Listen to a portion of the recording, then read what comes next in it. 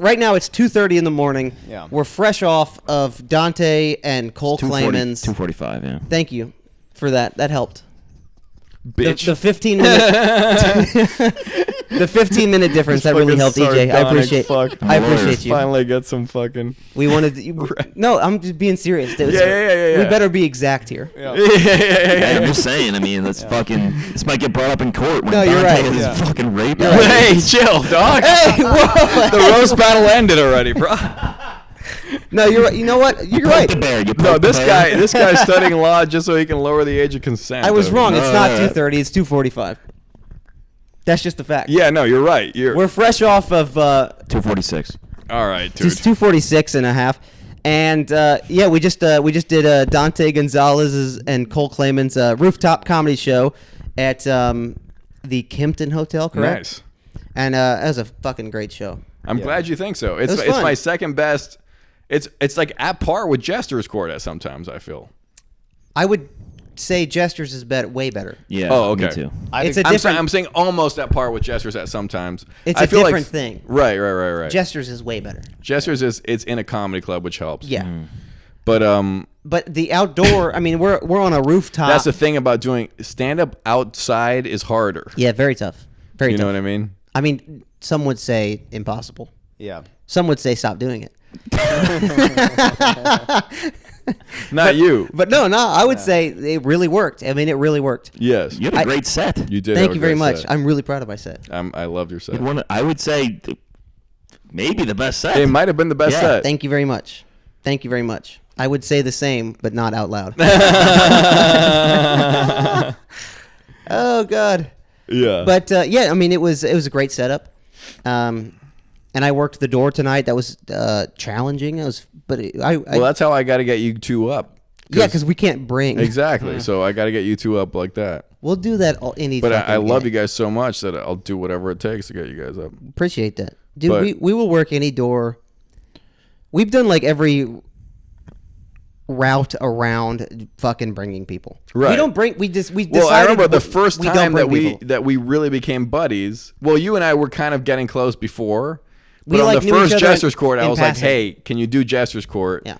At the Hotel Cafe, the first Jester's Court. And I really wanted I to. said, I need you to get 4 people out. And you were like, I don't think I can get 4 out. You were like, I think I can get 2. And I was like, and I talked it over with Nick and Aldous. It was I worse. talked it over with Nick and Aldous. I was like, let me try. And I DM'd you back and I was like, please just try for more than 2. Yeah. Just tell me you're going to try for more than 2 and we're going to do it. And you were Yes. like, fine, I'll try. And I think you got 3 out. Well, it was worse than that. You asked me outside of some club. You said, I would love to get you on Jester's Court. And you said it was a bringer. And I just said, I can't. I knew it was a bringer. I said, I can't. I'm working. I lied. I just said I'm working. Okay. I always remember this as a DM conversation, but maybe I'm wrong. Well, no, you asked me about the show, and then we DM'd later. Okay. But you said, I'd love to have you on the show. It is a 4-person bringer or something. And I just said I have to work that night. Right. I just lied because I knew I couldn't bring 4. And I don't want to. I said, can't you ask for it off? Yeah. And if you hadn't have asked that, I would have. We never would have. You're such a good guy that became you just were going to be honest. But I insisted. Yeah. Yeah, and that was at Hotel Cafe. Yeah, and I had a great set. You had a great set. It was the first Jester's Court, which some people still think is the best Jester's Court. It was a great fucking show. That was fucking. And in the Hotel Cafe small room, there was 90 people in there, which isn't allowed. That's illegal. Yeah. Mm-hmm. That's past capacity for that room. Yeah. It was like brimming with people. Mm-hmm. And the headliners were Willie Simon and Mike Falzone. It was me, Aldous, and Nick. And it was just like, yeah, I think it was like, EJ was like, it was like Nick cold opened. Mm-hmm. Yeah. Then it was you. Then it was Ryan. What does that mean? I was just gonna ask. Nick obviously. Oh, yeah, he didn't have a good He set. did not have a good Yeah, set. The I first don't even Jester's remember Court. his set. No, he's right. This was didn't have a back good when set. Nick was like Nick was hit or miss. offensive as fuck. Yeah, yeah. Now he's honed it into where he does great so often. Yeah. Yeah. But at the time he was like offensive as fuck. He kind of like said. Then I think EJ went up.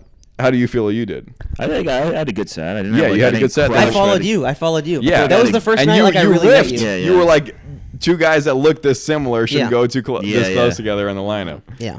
Then you had a good set, and then fucking Luke Robert went in there and just Yeah, he leveled the murdered, place. Yeah. And I mean, so like, what are y'all's thoughts on bringers? Because we're done with bringers. We don't do bringers. yeah, Same, they're yeah. well. I think I do them because obviously it's a good business model, but to do the scale of shows that I do, you need to do them. Yeah. Yeah. I feel like people's biggest trepidation with them is that the show itself is not good. So they don't want to bring their friends to a bad show. They don't want to have their friends come and sit Right. through an hour and a 45-minute show that is not good.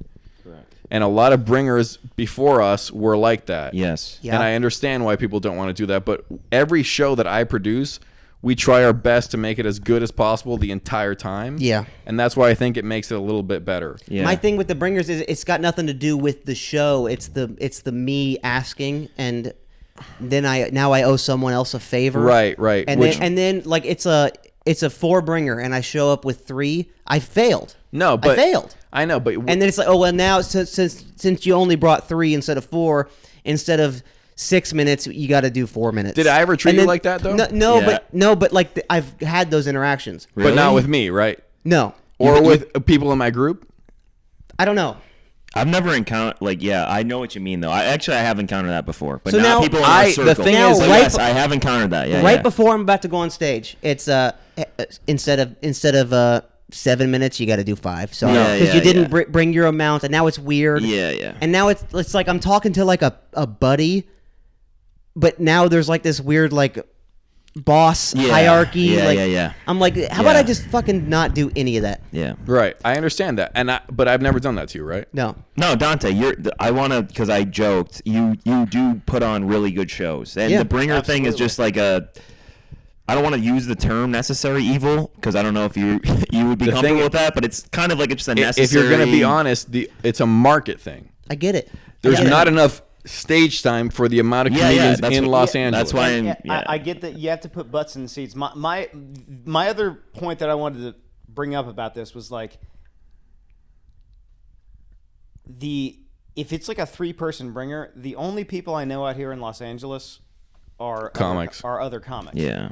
So like what is more valuable, like 3 more audience members that like have heard all these jokes and like aren't gonna laugh at them, whatever, or like 3 more people lining the wall at an already sold out show that you put on? That's the thing. It's like what's the because the thing is priority like there? with the venue, they'll stop working with us if we don't sell a certain amount of tickets. I get it. Yeah. So at that scale, we just can't. If I was doing a non-bringer show like Nick and Anderson, I could do 1 a month. Yeah. That's it. But if I want to be what I'm doing, I have to do bringer shows. However, I can do my best to make it a bringer show that is great for everybody. And the one thing that separates, I think, not just me, but me and Nick from most people that produce bringer shows is that we do our own version of what certain clubs do, the great clubs. Totally. We develop talent. So You guys have had guest spots on my show, all Yeah. 3 of Yeah, you and guys, right? we've also met a lot of like that went up to be future friends from your shows. Exactly. Because you congregate a lot of very good comics into one place. Right, like a guy like Gavin Morier, who Yeah. not part of our scene tonight, but he was on the show tonight. He did great. He was on Jester's Court last time. I met him at a random Comedy Boulevard show I was hosting, right? He became part Wait, of this. what's that club? how are they? What are they up to these days? Yeah. Where is that?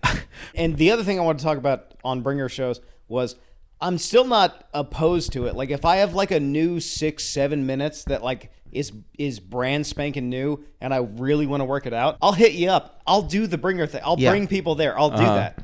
But like I'm not gonna do like a bringer show now just to do like Grimace Canada shitty course, car of course. and like And all that's that, good all, for all you. that again. But the other thing is I cannot thank you enough Yeah. for that that open door kind of like a opportunity Yeah. that I you have appreciate given that, us. and I'm always paying attention. Every show, whatever show it is, if the guy's good or the girl's good, Yeah. dude, I'll fucking throw you. Girl. Yeah, a guy, lady, anything in Let's not between. get crazy, but yeah. I'll give you any opportunity, and then after a point, I'll just put you on the guest spot rotation, and Yeah. Yeah. and then it's just. I feel like you have to do that if you're running bringer shows. You have to care about development of talent, and that's what. Totally. That's not just for producing. That's for if you own a club. I'm not going to name any names, but there's some clubs in LA or the Valley that have a bad reputation. How deep in the valley? Not that deep, right? Yeah. You know what I'm talking about? Yes. Place on Lancashire Boulevard. Yes. The Comedy Store is one of the rare clubs. Actually, it's rare in the country of America to have a comedy club that does anything but independently produce shows.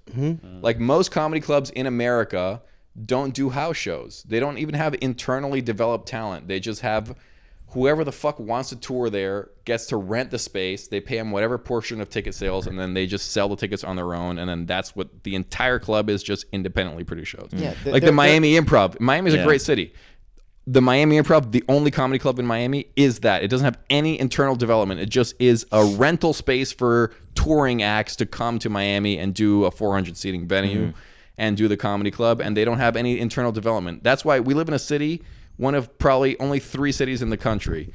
LA, New York, and Austin has become one that has internal development. The Comedy Store, the Hollywood Improv develops talent. If you show up there, you win set of the night a few times, you rub the right elbows. Yeah. You win maybe even roast battle a few times. You become a door guy that ends up becoming a development spot. Hollywood Improv 2, Comedy Cellar. I'm sure there's other clubs in New York that do that, and then maybe Austin. But most clubs in the country are just all they care about is money. They're All middlemen. They're passing folks through town. exactly. Just to sell They're not drinks even interested in between. comedy. They're just finance people. Yeah. And if you're going to produce independently produced shows, especially if they're bringers, you have to care about comedy, or else you're just a fucking asshole. The most encouraging thing, though, about because we went straight from Nashville to LA. The most encouraging thing about LA is that like we have seen buddies of ours go from like the circuits that we run around into door guy spots, Yeah. into doing Yeah, yeah. shows in the Mikey. in the main Mikey, Bianchi, Bianchi, Cat Bird, Luke, like Bingo. Binko, yeah, exactly. Like we've seen people like Luke's a door make guy? that jump. not Robert. Oh. Luke Binko. Robert nice. will probably be one soon, I feel. Dude, he needs to be. He needs to be. But the point I'm trying to make is that like you need to see people make that jump to know that like it's at least possible. And in a city like LA, like with that system, and we're just talking about the Comedy Store. It happens at the Improv. It happens kind of at the Factory too.